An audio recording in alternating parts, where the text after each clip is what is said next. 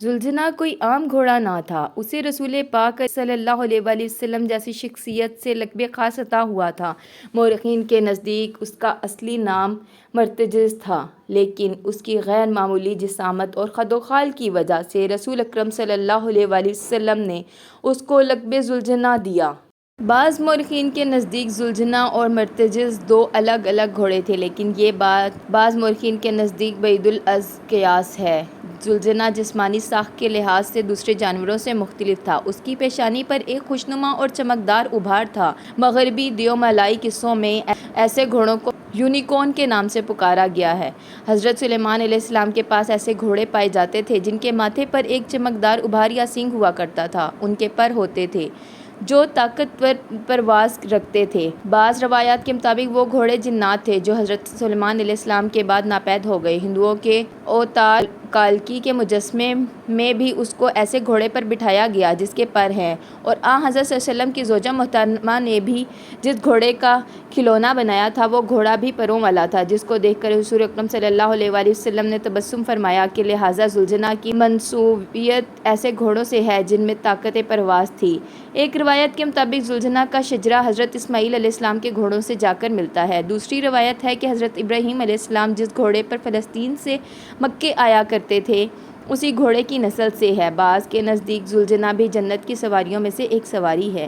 ایک روایت ہے کہ ذوالجناح کو رسول اللہ صلی اللہ علیہ وآلہ وسلم کی خدمت میں تحفے کے طور پر پیش کیا گیا تھا۔ واقعہ کے مطابق مصر کے علاقے اسکندریہ کے بادشاہ مقوقس نے رسول اللہ صلی اللہ علیہ وآلہ وسلم کی خدمت میں ایک خاتون سودا بنت زمعہ کو اور ایک بے مثال گھوڑا روانہ کیا۔ رسول اکرم صلی اللہ علیہ وسلم نے سودا بنت زمعہ کو عقد کے ذریعے داخل حرم کیا اور گھوڑے کو پرورش کے لیے حضرت علی شیر خدا کے پاس سپرد کر دیا۔ یہاں یہ بات قابل ذکر ہے کہ ایک بادشاہ اپنے وقت کی سب سے بااثر شخصیت کو جو تحفہ پیش کر رہا ہے لازمی اس میں کوئی خاص بات ہوگی۔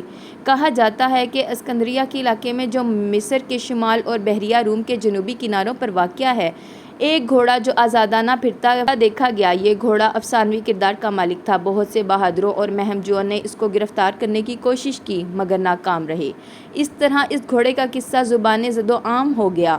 ایک گھوڑے کا ذکر معکوف الفطرت داستان کے طور پر ہونے لگا۔ بادشاہ مقوقس نے رسول اللہ صلی اللہ علیہ وسلم کی خدمت میں بے مثال تحفے بھیجنے کی خاطر اپنے کارکنوں کو اس گھوڑے کو پکڑنے کی خاطر روانہ کیا۔ مقوقس کے کارندے اس گھوڑے کو پکڑنے میں کامیاب تو ہو گئے لیکن اس میں سوار ہونے پر ناکامی ہوئی۔ چنانچہ اس گھوڑے کو اسی طرح رسول اکرم صلی اللہ علیہ وآلہ وسلم کی خدمت میں روانہ کیا گیا۔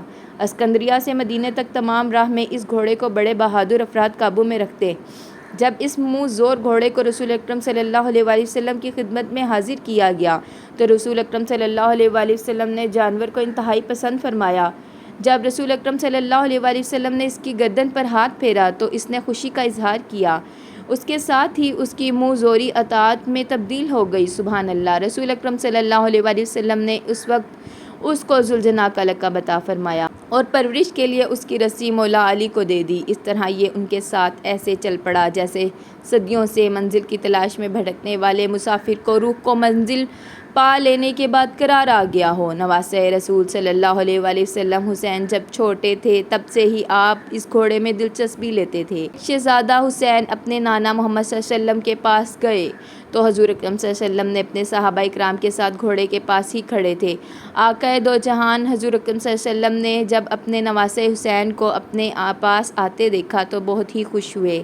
آپ صلی اللہ علیہ وآلہ وسلم نے فرمایا، اے میرے پیارے نواسے، کیا آپ گھوڑے پر سواری کرنا چاہتے ہو؟ حضرت امام حسین علیہ السلام نے جواب دیا، ہاں نانا جان، میں گھوڑے کی سواری کرنا چاہتا ہوں۔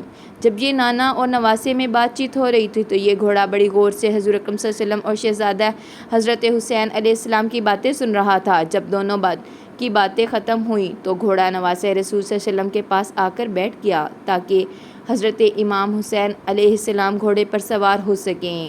حضور اکرم صلی اللہ علیہ وآلہ وسلم نے فرمایا، بیٹا، یہ وہی گھوڑا ہے جو میدان کربلا میں تمہاری سواری اور مددگار ہوگا۔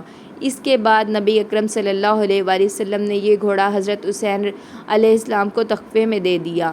اس کے بعد ذوالجناح مولا حسین علیہ السلام کے پاس آ گیا۔ میدان کربلا میں مولا حسین علیہ السلام پر مشکل وقت آنے پر یزیدی لوگ بھی ذوالجناح پر فکر کرنے لگے۔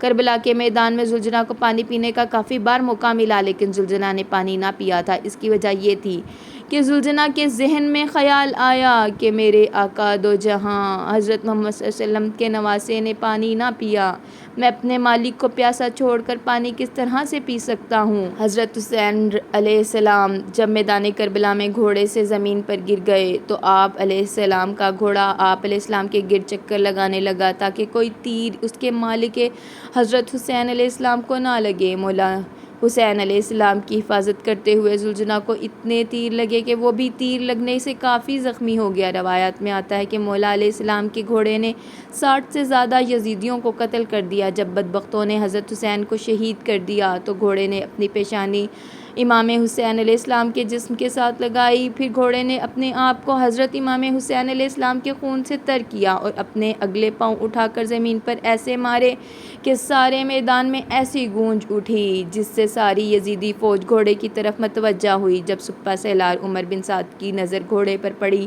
تو اس کے دل میں فوری لالچ آ گیا، اس بہترین گھوڑے کو میں رکھوں گا۔ چنانچہ اس نے فوج کی ایک ٹکڑی کو حکم دیا کہ اس گھوڑے کو پکڑ کر میرے پاس لے آؤ۔ جب فوجی زلجنا کو پکڑنے کے لیے گئے تو گھوڑے نے بڑی زور و زور سے زمین پر پاؤں مارنا شروع کر دیے۔ یزیدی فوجیوں کو اپنے پاس نہ آنے دیا، وہ بھی گھوڑے کو چھوڑ کر بھاگ نکلے۔ یہ دیکھ کر عمر بن سعد نے کہا گھوڑے کو اپنے حال پر ہی چھوڑ دیا جائے۔ پھر وہ گھوڑا امام علیہ السلام کے پاس آ کر آنسو بہانے لگا۔ حضرت امام بہقی سے روایت ہے کہ ایک شخص آپ کے پاس آیا اور آ کر کربلا میں موجود گھوڑے کے بارے میں سوال کیا کہ امام علیہ السلام کے گھوڑا کدھر گیا تھا۔ آپ علیہ السلام نے فرمایا ابن سعد گھوڑے کو اپنے ساتھ لے جانا چاہتا تھا کیونکہ اس گھوڑے پر حضور اکرم صلی اللہ علیہ وسلم نے سواری کی تھی، لیکن وہ گھوڑا حضرت امام علیہ السلام کی شہادت کے بعد کسی کے ہاتھ نہ لگا۔ گھوڑے نے اپنے آپ کو نہر فرات کے حوالے کر دیا کیونکہ وہ ایسا گھوڑا تھا جس پر امام علیہ السلام کے بعد کوئی سواری نہ کر سکتا تھا۔ زخموں سے چور آنسو لیے گھوڑا نہر فرات میں گرا اور دیکھتے ہی دیکھتے ابن سعد کے سامنے سے گھوڑا غائب ہو گیا۔